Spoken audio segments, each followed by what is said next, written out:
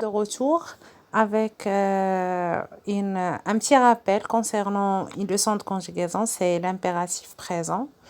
Mais avant de commencer la leçon, nous devons savoir qu'en texte, on utilise l'impératif présent. Puisque c'est l'impératif, on doit l'utiliser dans une phrase impérative. Alors, quelles sont les caractéristiques de la phrase impérative? Écoutez-moi bien.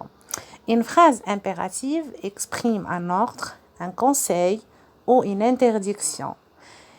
Elle est toujours organisée autour d'un verbe à l'impératif sans sujet, vous voyez, fini avec un point simple ou bien un point d'exclamation. Mais attention, même si que vous voyez une phrase avec un point d'exclamation, vous n'allez pas se confondre avec la phrase exclamative.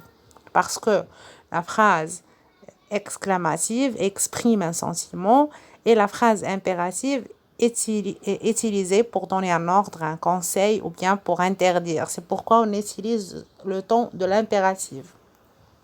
C'est toujours pour donner un ordre, un conseil, et à sa forme négative, c'est pour exprimer une interdiction. Ne mangez pas trop le chocolat, vous voyez. Alors ça, c'était une petite introduction pour savoir que l'impératif, on l'utilise dans une phrase impérative pour exprimer l'ordre, le conseil ou bien pour exprimer une interdiction.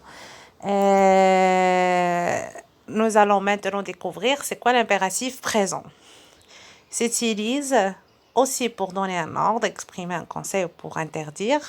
Il se conjugue à 3 personnes seulement et sans sujet exprimé. Vous voyez, il se conjugue à 3, non pas comme les autres verbes présents de l'indicatif, les autres temps. Il se conjugue avec toutes les personnes. On a l'impératif se conjugue qu'avec 3. La deuxième personne du singulier. La première et la deuxième personne du pluriel. Parce que normalement, quand je veux donner un ordre, je ne vais pas donner un ordre à moi-même. Moi, si je veux faire quelque chose, je vais le faire. Je ne vais pas m'interdire ou bien me donner un conseil à moi-même. Les conseils, je le donne à une personne qui est présente d'abord et une présente qui est devant moi. Je ne peux pas le donner à moi-même et je ne peux pas le donner à une personne qui est absente. C'est-à-dire, c'est pourquoi on n'utilise pas la personne il, soit au singulier, soit au pluriel. On utilise avec tu, nous et vous, mais sans sujet exprimé. On ne peut pas écrire les pronoms. J'écris seulement le verbe conjugué.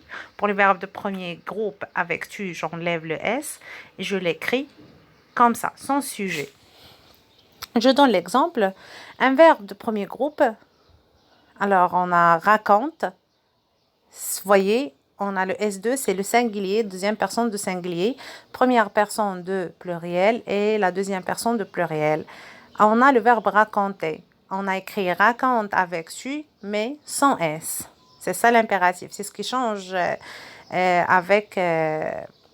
c'est le point qui fait la différence avec le présent de l'indicatif. Raconte sans S, racontant, raconter. Les verbes de deuxième groupe aussi se conjuguent comme au présent, mais seulement avec 3 personnes sans sujet. On a le verbe arrondir, on a arrondi, arrondissant, arrondissez. Le verbe croire, cueillir, être, avoir, ce sont des verbes de troisième groupe, les verbes irréguliers qui changent toujours de radical. Pour ces verbes, je vous demande toujours de les apprendre par cœur pour vous faciliter les tâches qui viennent les années suivantes, Inch'Allah. Et maintenant, on fait une petite évaluation pour consolider ce que je viens de dire, car on a déjà fait la leçon déjà en classe. Alors, l'activité 1. Colorer en bleu les phrases au présent de l'indicatif et en vert celles au présent de l'impératif. Ce que vous devez faire, vous, sur vos cahiers de brouillon, bien cahiers de maison si vous en avez encore, vous allez écrire les verbes présents de l'indicatif en bleu et les verbes de l'impératif présent en vert. Vous avez je dors, il voit, prends tes affaires, ouvre tes mains, tu prends l'avion, gardons notre calme, vous n'en savez rien, aimez-vous les uns les autres, nous voyons clair dans ce jeu, dors, reviens vite, fais ton lit s'il te plaît, Tu viens immédiatement. Ne cherchez pas. Ne me cherchez pas. Je veux qu'on me laisse tranquille. Vous allez faire un tri de ces verbes. Le présent de l'indicatif, vous allez l'écrire en bleu. Le présent de l'impératif, vous allez l'écrire en vert. Deuxième activité, c'est la conjugaison. Utilise l'infinitif et le sujet donné pour compléter le tableau. Mets une croix dans les cases que tu ne peux pas remplir. Vous voyez, vous avez offrir, vous devez le conjuguer avec la personne tu. Au présent de l'indicatif, vous allez écrire quoi? Au présent de l'impératif, et vous allez ajouter aussi le conditionnel car on a déjà fait. D'accord? Et alors, concentrez-vous et essayez de faire l'exercice.